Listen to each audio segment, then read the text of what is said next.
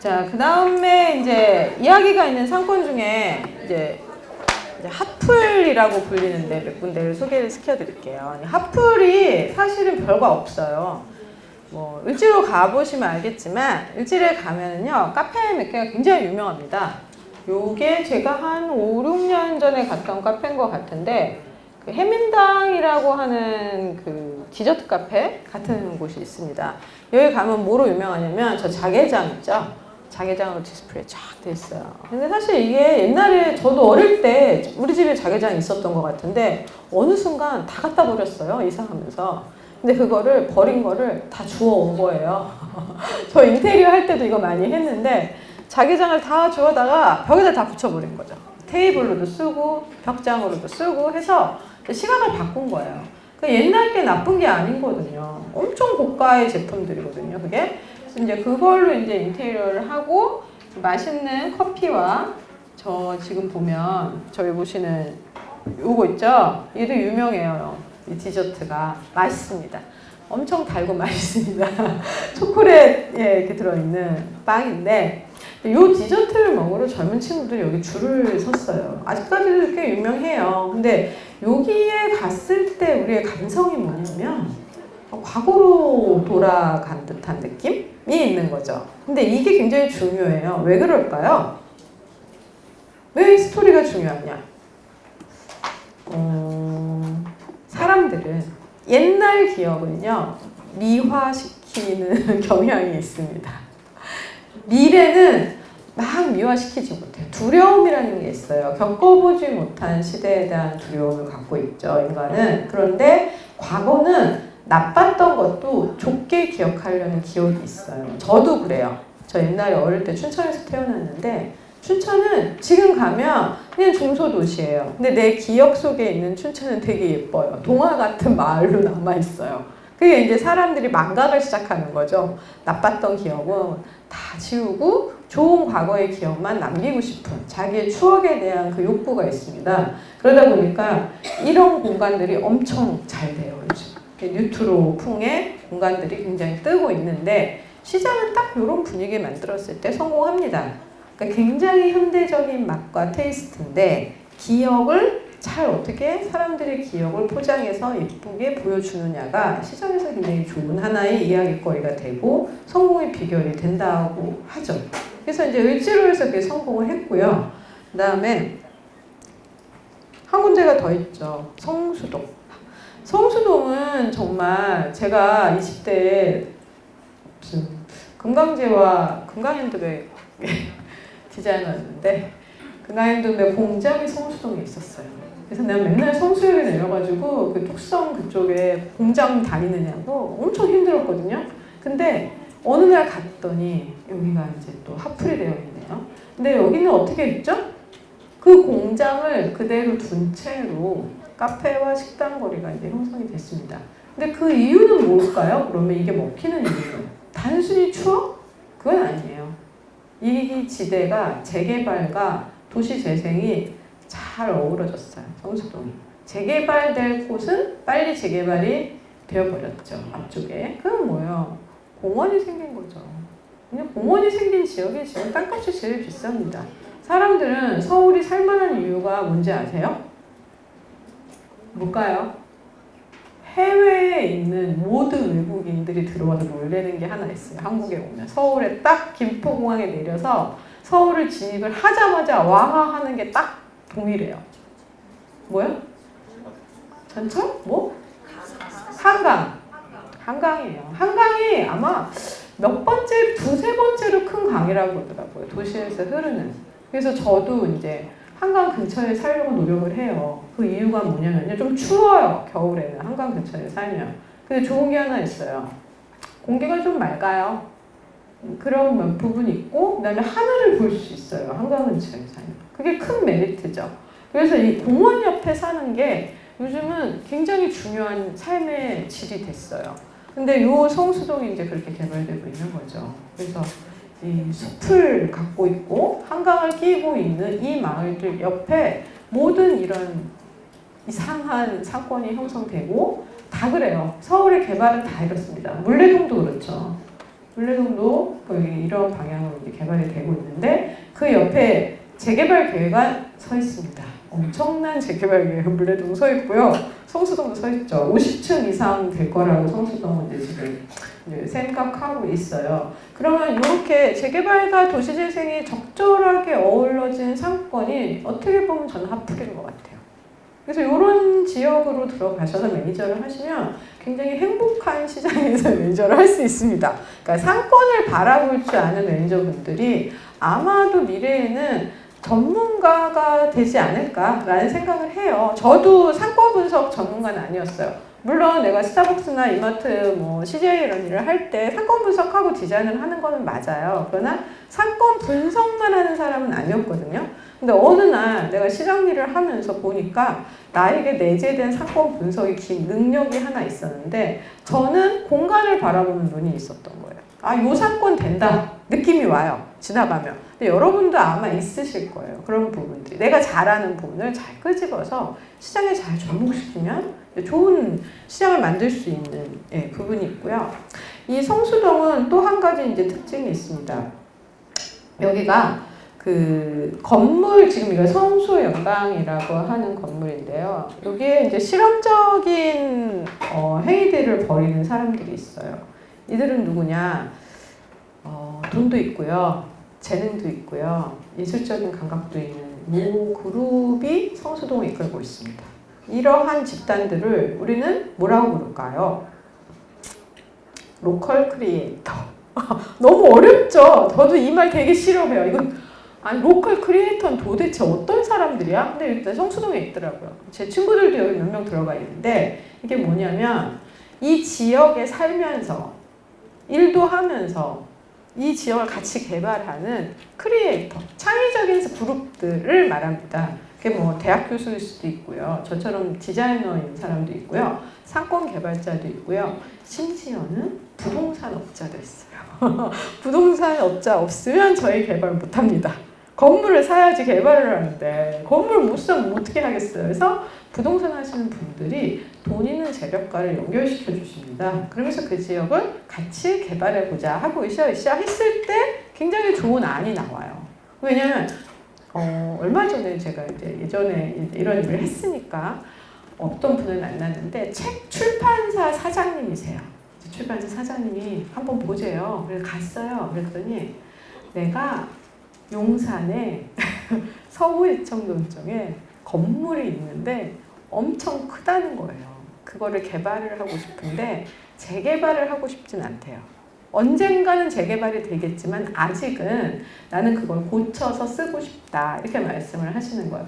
이걸 뭘로 사용하면 좋을까요? 라고 저한테 물었어요. 근데 그분이 이제 출판사를 하시니까 그런 공유 오피스 개념으로 이제 접근을 하시더라고요. 그래서 되게 좋은 아이디어죠. 그런 분들이 이제 이곳에 들어오면 좋은 아이디어가 나오고 좋은 공간이 이제 탄생을 하면서 상권이 같이 개발된다.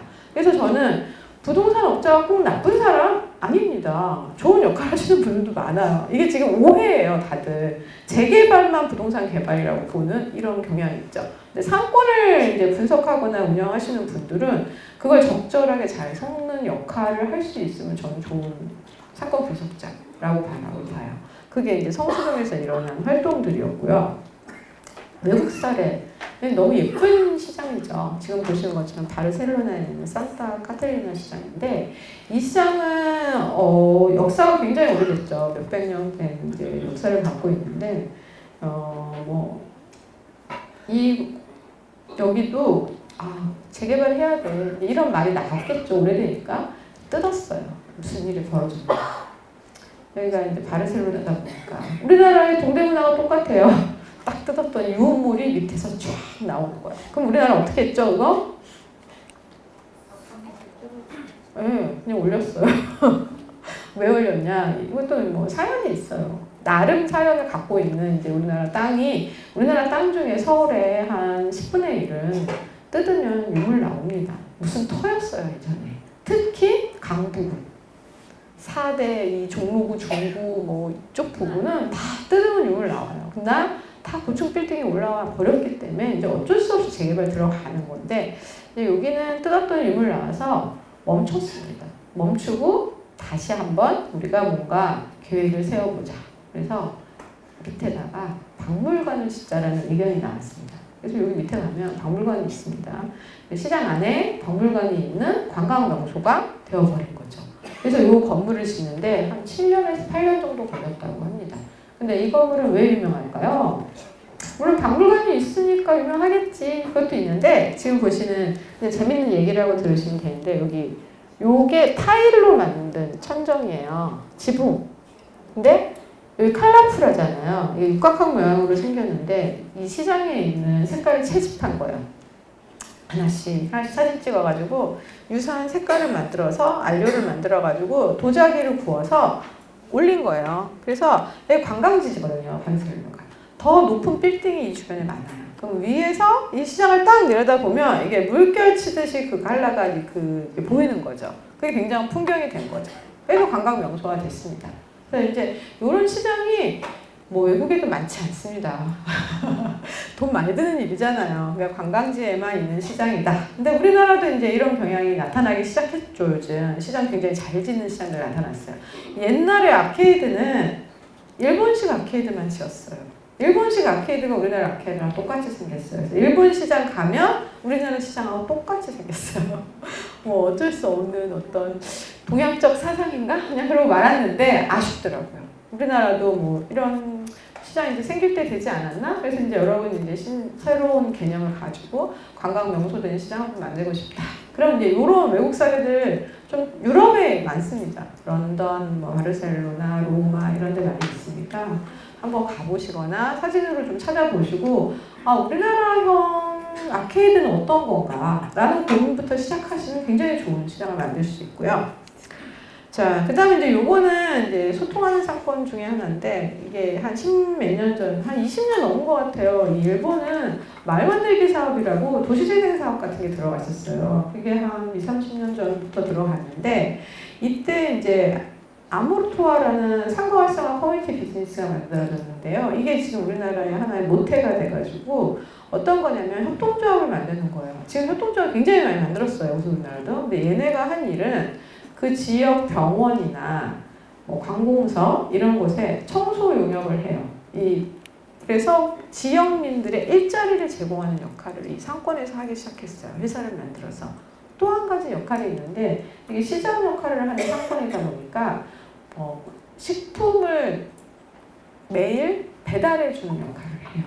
그래서 뭐 병원이나 학교 같은데 배식을 하는 데들 있잖아요. 거기다 싸게 계속 배식을 할 수 있는 원료를 제공하는 시장이 된 거죠. 그게 이제 법인 협동조합을 만들어서 활동을 하게 된 거예요. 그래서 우리나라 이제 도시재생에서 하고 있는 협동조합 사업이 사실 이런 것들이 모태가 된 겁니다. 그래서 일본에서는 좀 더 이런 공동체에 대한 의식이 우리나라보다는 강해요. 그래서 굉장히 잘 되고 있는 사례들이 있으니까 아니 우리나라 이제 상인들이 이거 만들면 엄청 싸웁니다. 발기인 5명 모아서 이거 할래 저거 할래 싸우다 딱 깨지는 시장 저도 몇 번 봤어요. 우리 시장에서도 그런 일이 있었고 예전에. 근데 이분의 이제 청량리는 이미 만들어져 있더라고요. 아주 해피해요. 저보고 만들려고 하면 정말 너무 힘들거든요. 발기인 5명 만드는 게 한 500명 만나는 기분이에요. 그래서 이거 만들어져 있으니까 너무 좋은 거야. 이걸 만들어져 있으면 배송도 할 수 있고요. 이런 법인 활동도 할 수 있고요. 수익 사업을 할 수 있어요. 국가 사업을 받아서. 근데 협동조합이 없어서 못해요. 우리는. 개인 사업으로는 할 수 없게 돼 있거든요. 그래서 이런 걸 만들어서 지역민에게 좀 윤택한 어떤 서비스를 제공하는 것도 이런 전통시장이 하고 있는 사업 중에 하나다. 그래서 이제 많이 만들고 있는 게 이런 카페죠. 커뮤니티 카페를 만들어서 하는 건데 이제 마장동에는 어바웃의 협동조합이 만들어졌는데요. 이거 도시재생을 만든 거예요. 여기는 이제 방과 후에 아기들을 받아주는 카페예요. 이게 왜 이렇게 됐을까요? 여기가 되게 스토리가 재밌어요. 마장동은 뭐 팔죠? 고기 유명하죠. 6시면 깜깜합니다. 도매시장의 특징이에요. 6시면 불 꺼져요. 우리 시장도 8시 되니까 깜깜하더라고요. 청소하는 날 10시까지 있었는데 무서워서 죽을 뻔했어요. 아저씨랑 나랑 그 아케이드 닦느냐고 있고 상인들 막 가는 거예요. 다 문 닫고. 근데 여기도 마찬가지였던 거예요. 근데 축산물이 어두우면 진짜 무서워요. 냄새가 나거든요. 농산물이 괜찮아요. 네, 좀 어두워도 냄새까지 이렇게 안 나는데 그 이 축산 비린내가 나는데 어두워. 그럼 무슨 사건이 벌어지냐? 범죄가 일어납니다. 그런 곳에서. 그래서 시장이 전통시장이 많으면 범죄의 소굴이 될 때가 많아요. 그래서 이제 여기서는 엄마들이 애들이 학원 갔다 오면 6시간 없거든요. 그러면 깜깜해지잖아요. 그 길을 갈 수가 없는 거예요. 그래서 카페를 만들고 불을 켜요. 그러면 환해지죠. 우리나라는 불 켜지면 범죄 안 일어나요. 일정 조도 이상이 되면 범죄 안 일어납니다. 그래서 여기에는 카페를 놓고 타가 기능을 하는 거예요. 마을 타가소 기능을. 그리고 불을 켜놓으면 6시 이후에 거기를 지나가는 아이들이 안전하게 지나갈 수가 있는 거죠. 그래서 사실은 카페의 기능 중에 하나는 이런 커뮤니티형 카페들을 늘고 있다는 거. 이거는 국가사업 받아서 많이 진행합니다. 대신 여기 타가의 기능을 집어넣음으로써 국가에서 지금 굉장히 힘들거든요. 타가 기능이. 그러니까 제 친구들 중에도 결국 일을 그만두는 친구는 다 타가예요. 애를 어디 맡길 데가 없어서 엄마한테 맡기는 건 2, 3년이지 10년까지 못 맡긴다. 그러니까 내가 이제 그만 들어가야겠다. 이게 너무 슬프지만 어쩔 수 없는 우리나라 현실이거든요. 근데 전통시장이 6시 이후에 빈 공간이 생기니까 거기에 이제 타가 기능을 하는 카페를 차리고 거기서 애들을 받아주면 전통시장도 되게 안전한 공간이 되고 불이 켜지기 때문에 엄마들도 시장에 오는 이유가 하나 생기는 거죠. 애를 데리러 오는 거죠. 저녁 때 퇴근할 때. 그러면 퇴근할 때 장을 더 보는데요. 그 기능이 딴 시장에서 본 적이 있어요. 그거는 왜 그랬냐면 여기가 교육청 건물이 있고 시장이 있었어요. 시장 안에 교육청 건물이 있다 보니까 불편했던 거죠. 그래서 교육청이 이사를 갔어요. 그러면 시장이 어떻게 썼겠어요? 고객센터로 썼어요. 3층 건물을 고객센터로 쓰는데 이제 이게 교육청 건물이었잖아요. 그럼 교육청 기능을 해야 돼요. 교육의 기능을. 타가소를 넣는 거예요. 그랬더니 시장 상인들이 애를 맡기기 시작했어요. 젊은 상인이 들어온 거죠. 엄청 좋은 기능이죠. 젊은 상인들이 애를 데리고 출근을 해서 애를 맡겨놓고 일을 보고 6시에 퇴근할 때 애를 데려가는 거예요. 근데 그게 저 엄마들이 거기서 일하는 엄마들 뿐만 아니라 인근에 있는 엄마들도 애를 맡기면서 그러면 밤에 장을 보고 가는 이런 문화가 생기는 거죠. 그래서 이렇게 애기들하고 관계된 활동을 적극 지원하는 추세입니다. 국가는. 그래서 모든 국가 사업이 들어가 있는 중기부 사업이 들어가 있는 시장에서는 어린이 체험 활동을 해라라고 권유를 합니다. 그래서 뭐 사생대회도 하고 노래 부르기도 하고 그러는 이유가 젊은 애들, 어린 애들이 시장에 친근해졌을 때 시장은 지속적으로 살아남을 수 있다라는 게 이제 국가의 정책인 거죠. 그래서 그런 프로그램도 이제 만들면 재미있고요. 그다음 이제 스마트한 상권이 이제 하나의 화두죠. 스마트한 상권은 결국에는 저는 뭐 홍보를 잘해도 좋고 다 좋은데 결국엔 판매인 것 같아요. 시장에서 얼마나 팔 거냐 스마트하게. 그러니까 몰에 얼마나 입점할 수 있는 상권이 형성이 되느냐가 이제 살아남는 상권이 되는 거죠. 그래서 온라인 판매율이 높은 시장들의 특징은 결국에는 특산물 시장들은 100% 성공합니다. 그럴 수밖에 없죠. 뭐 낙지 원산지에서 시키는 추세잖아요, 젊은 친구들이. 그리고 뭐 배추 그런 거 김장철 되면 아예 김치를 시키죠. 뭐 남해에 무슨 김치 유명하다 시키죠. 그러니까 그런 때는 어쩔 수 없이 해야 되는 거예요. 이제 거부하면 망하는 시즌이죠. 다 시켜 먹는데 나는 배달 안 해. 그럼 거기만 이제 매출이 떨어질 수밖에 없어요. 그거는 사람들이 어떤 일이 벌어졌냐면 안 들고 다녀요. 물건을 사고 들고 다니는 걸 귀찮아해요. 무겁고. 그래서 다 배달 문화죠. 그러니까 시장에서 배달을 안 해주면 매출은 더 이상 이제 뛸 수가 없는 거예요. 그래서 요즘 이제 배달을 하는 시장이 계속 늘고 있죠. 서울 네이버 이제 장보기 프로그램 다 집어넣었어요. 근데 매출이 이렇게 오르면 좋은데 어떻게 되죠? 코로나 끝나고 이제 쭉 떨어지니까 이제 나 안 할래 이제 증상이 나타나시더라고요. 열심히 이제 돈 뿌려가지고 만들어놨더니 나 이제 더 이상 안 해. 이제 이런 상인들 엄청 많아졌어요. 근데 이게 언제까지 안 하고 버틸 수 있을까? 두고 보자. 저는 그래요. 왜냐면 한 번 편안함에 길들여진 소비자는 괴로운 일 다시 하지 않습니다. 많이 안 사요, 이제. 조금 사요. 그러면 그 욕구에 맞는 물건을 팔던가 아니면 배달을 해주던가 이제 선택을 해야 되는 기로에 온 거죠. 그러니까 그냥 마트형 시스템을 도입하지 않은 시장은 이제 좀 힘들어질 거다라는 게 이제 대세라고 보시면 되고요. 그래서 이제 여기서는 이제 이런 라이브 커머스를 해서 문경 미디어 컨텐츠 랩을 만들고 방송을 하면서 판매를 하는 시스템을 도입을 했는데 제가 이거 얘기 들었거든요. 너무 힘들었대요. 거의 뭐 사업단이 뛰어다니면서 만든 건데 상인들은 처음에 안 한다고 자빠지고 뭐 난리 아니었다고 하지만 코로나 때문에 어쩔 수 없이 했다. 근데 이제 지금 조금씩 하니까 재미를 느끼는 상인들이 나타났다. 뭐 이런 스토리입니다. 그래서 이제 시장에서 배달 안 하면 이제 좀 힘들다라고 생각을 하시면 될 것 같고 여기까지 이제 사례를 딱 얘기하고 나면 질문이 이제 딱 나오는 게 그거예요. 그럼 어떻게 그걸 유지해요? 그렇게 물어봐요. 두 가지 말씀드릴 수 있는데 하나는 디자인 경영이에요.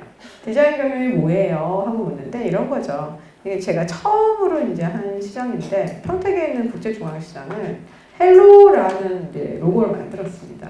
인사 좀 합시다. 하도 싸워가지고 여기 미군 부대 앞이다 보니까 싸움이 커요. 칼 들고 덤벼요, 진짜. 막 이러면서 싸움이 시작되면 어떻게 할 수가 없는 거야. 그래서 좀 인사 좀 합시다. 그래서 헬로우라는 이제 마크를 만들고 이제 사업을 시작했습니다. 근데 여기가 이 헬로우 마크가 핑크색을 줬어요. 핑크색이 미군들이 좋아하는 컬러입니다. 다 이유가 있어요. 이렇게 쓸 때는. 그래서 헬로우도 영어로 한 게 미군들이 와야 되니까 시장에. 그래서 이제 핑크색으로 이렇게 마차를 만들고 야시장을 열었습니다. 여기가 우범 지역이에요. 10시가 되면 헌벙이 다녀요. 미군 부대 앞이니까 유명하죠. 그래서 젊은이들이 왜 안 와요. 밤에 늦게는. 정말 열심히 노는 친구만 옵니다. 클럽이 있으니까. 미군 클럽이 있으니까 음악하는 친구들이나 춤추는 친구들만 오는 데인데 엄마들이 여기 갔다 왔다 그러면 혼난대요. 비밀로 해주세요. 애들이 그래요. 그래서 이제 여기다 야시장을 열었어요. 안전하게 놀아보자. 그래서 이제 핑크마차라고 이제 소문이 났는데 이제 나이트마켓을 열고 나서 여기 이제 문화 행태가 바뀌기 시작합니다. 그렇게 위험하지 않구나. 이걸 느끼게 해주는 거죠. 그래서 이걸 이제 매주 한 2년 정도 했더니만 사람들이 이제 주말이 되면 이제 슬슬 걸어 나오는 이제 그런 행태가 벌어지기 시작했습니다. 그리고 이제 여기 보시면 이런 색으로 이제 살롱 M이라는 카페도 만들고 이렇게 뭐 어린이들 체험 활동도 이제 많이 했어요. 근데 이때 이제 핑크색만 저는 쓰는 거예요. 이걸 컬러 마케팅이라고 하죠. 홍보를 해야 되는데 홍보비가 많이 들잖아요. 그래서 색깔로 해보자. 컬러 마케팅을 한 거예요. 디자인 경영이에요, 이게. 어렵지 않죠. 이렇게 하시면 되는 거죠. 이제 뭘 만들 때 좀 이미지를 잘 관리를 하는 거예요. 홍보도 그렇고, 제작물도 그렇고, 뭐 상징물도 그렇고. 그래서 이렇게만 경영을 하셔도 전통시장이 마치 대기업이 된 것 같은 생각이 들어요. 이마트가 된 것 같은 느낌을 줄 수 있다라고 보시면 되고요. 그래서 이제 여기에서는 이제 이렇게 현수막을 거는데 현수막 걸 데가 없는 거예요. 아케이드가 없다 보니까. 그래가지고 이게 주차 빌딩인데요. 제가 주차 빌딩 이거 한 칸 한 땀 현수막을 걸어드렸습니다. 이게 돈이 얼마가 들었냐면요. 이 건물 현수막을 다 포장하는데 600만 원 들었어요.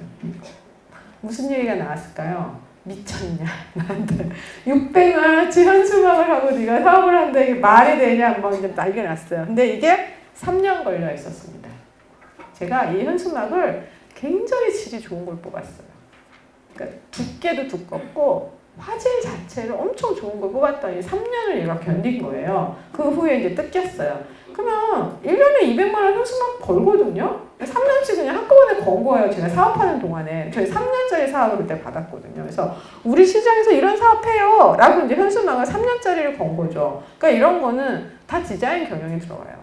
우리 시장을 알리는 방법을 좀 하나의 컨셉을 정해서 차근차근 해나갑시다. 라는 거죠. 그 다음, 이건 이제 홍보하는 거예요. 그래서 이때 이제 저희가 그 우수시장 박람회를 나가는데 부스를 만들었어요. 900만 원을 국가에서 주더라고요. 부스를 만들어서 와서 전시를 하라고 사람들한테 물어봤죠. 우리 우수시장 박람회 나가는데 뭐 팔아요? 내가 그랬더니 우리 먹을 것밖에 없는데 먹을 거 팔아야지 그러는 거예요. 그래요? 그럼 우리 이제 마크 만들었으니까 헬로우 마크 가지고 만듭시다. 그래서 이제 이렇게 주방을 꾸몄어요.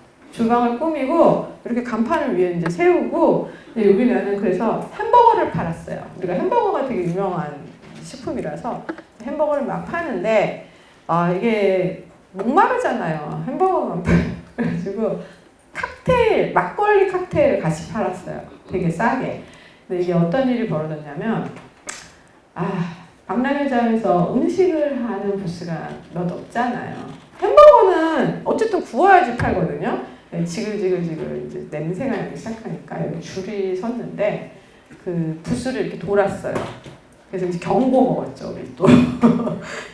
냄새 피운다고? 뭐, 하지만 갖고 온 거 다 팔아야죠. 그래서 이거 빨리 팔아야겠다. 욕 먹기 전에. 그래서 이제 반을 뚝 잘라서 무료 행사를 이제 시식회를 이제 시작했습니다. 그러면은 이게 다 홍보 효과가 있어요. 이것도 디자인 경영의 일환이에요. 왜냐면 이 부스를 만들고 이런 핑크색 옷을 입고 상인들이 서비스를 하는 이것도 다 디자인 경영에 들어가는 거죠. 자, 그 다음에 이제 요게 이제 사실 중요합니다. 매니저분들은 제가 이제 첫걸음시장 사업단을 하게 되면 엄청 화나는 부분이 하나 있어요. 그게 요거예요. 상점 리스트는 있는데 이 상점이 어떤 상점인지 정보가 데이터베이스화 되어 있지 않아요. 그러다 보니까 사업을 이제 제출 서류를 만들 때 너무 힘이 드신 거예요.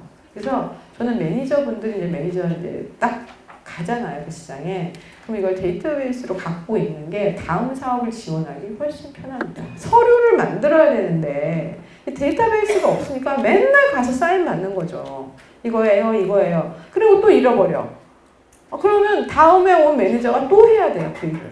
그러니까 처음부터 그냥 상점 특성, 상점명, 사업자 번호, 판매 상품, 연령대, 고용자 있는지까지 조사를 싹 해주시고 그 다음 결제 편의, 신용카드 있는지 받으시는지, 온누리 상품권 가맹했는지, 제로페이 가맹했는지를 쫙 체크리스트를 만들어서 갖고 계시는데요. 그래서 이런 안전관리부터 온라인 유통, 상인의 특성까지 다 갖고 계시면 다음에 내가 이제 다음 사업을 들어가고 싶어. 그럼 이걸 통계를 그냥 엑셀로 내가지고 제출 서류를 만드시면 돼요. 근데 이게 없으면 사업할 때마다 조사하세요, 보면. 그래서 제가 사업단장 가잖아요. 엑셀 표준 주세요 하고 보면 안 맞아. 이게 1년에 한 번씩 업데이트를 하셔야 됩니다. 상인들은 귀찮아도 이걸 해야 국가사업에서 들어갈 수가 있는 거죠. 그리고 저는 인증서를 만들어 드립니다. 이건 지금 청량리 종합시장 용어로 이제 드리려고 미리 만들어 놓은 건데, 그냥 이런 거 있어요. 제가 사업단장 하면서 제일 민망할 때가 이건데, 어떤 상점에 갔어요? 물어봐요. 상인의 상점일까? 너무 민망해. 그 질문을 못 하겠는 거예요. 이게 상인의 상점이야? 아니야. 왜냐면 우리는 혜택을 드리는 게 다르거든요. 그래서 물어봐야 되는데 만약에 아니면 어떡하지? 이 겁이 덜컥 나요, 제가. 근데 요거 좀 걸려 있었으면 좋겠는 거야. 이 집이 상인의 상점이 아니야. 그리고 어떨 때는 뭐 나눠주다 보면 상인의 상점 아니던데 막 뿌리고 있을 때 있어요, 제가. 미안해서 못 물어보는 거야. 이 집은 주고 이 집은 안 주기가 되게 민망하잖아요. 그래서 다 뿌려, 그래요. 그래서 한 20%를 더 만들어요. 옆집까지 준다고 생각하고. 근데 그러다가 걸리면 저는 혼나죠. 상인회장님한테. 왜 상인회도 아닌데 줬냐. 그러면 달래는데 그 떡 좀 돌릴 때 그냥 돌리지 어떻게 안 줘요. 그쵸? 먹는 거 가지고 차별할 수도 없는데 그냥 다 뿌려. 그렇지만 상인의 입장에서는 이거를 관리했으면 그런 일이 없다는 거죠. 그리고 이걸 관리했을 때 상인들이 소속감을 느껴요. 그럴 수밖에 없겠죠.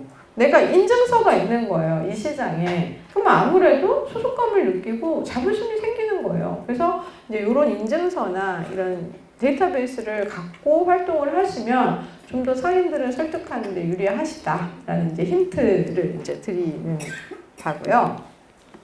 이게 이제 뭐 이 시장 풍경인데 사람 많습니다. 청량리는 사람이 너무 많아서 고민이. 왜냐면 나는 저렇게 사람 많으면 넘어지는 거 아니야? 막 이럴 정도로 사람이 많아요. 근데 지금 성바로 병원 이사를 가가지고 좀 줄었어요. 다행이다 생각해요. 오히려 온라인 판매 좀 하라고. 사람이 줄었을 때 온라인 판매가 되거든요. 상인들은 마음 변화가 생기거든요. 근데 뭐 어떻게 될지는 잘 모르겠습니다. 그러나 뭐 여러분들이 이 서울시에 있는 많은 전통시장에 굉장히 힘든 일을 하고 계시다고 알고 있어요. 매니저분들 사실 굉장히 고맙죠. 사업단장 입장에서는 매니저 없으면 일 못하는 거 굉장히 많거든요. 그래서 많은 시장에 도움이 되는 사람이 되어주시고, 또 이제 제가 이제 요 강의 끝나고 나면 아까도 이제 나와서 물어보시는데 다음에 더 좋은 사업 받으려면 어떻게 하면 좋아요? 라고 이제 질문을 하실 거예요. 전화 주시면 반갑게 받아드릴 거고요. 그리고 뭐 소진공이나 서울시에서 하고 있는 굉장히 다양한 사업이 있다는 거 알고 계시잖아요. 매년 도전하시면 한 가지는 됩니다. 제가 심사 한 10년 했는데요. 저는 삼수하면 무조건 드려요. 대학도 삼수하면 가야 되잖아요. 똑같아요. 한 번에서 떨어졌다고 실망하시면 안 돼요. 두 번, 세 번째 되거든요. 그게 뭐냐면 사람 마음이 그래요. 그냥 삼수하면 된다고 생각하시고 계속 도전하시면 언젠가는 됩니다. 그리고 이게 공무원들의 시스템에 있는 거잖아요. 국가지원사하면. 이게 공무원들은 공평하게 나눠주기 원리에 입각해 있어요. 그렇죠? 그러다 보니까 노력하시는 분에게 하나라도 더 드리고 싶은 거고 점수 더 드리고 싶은 거죠. 그래서 오늘 뭐 제 강의가 얼마나 도움이 됐을지는 모르겠지만 비도 오는데 조심해서 돌아가셨으면 좋겠습니다. 감사합니다.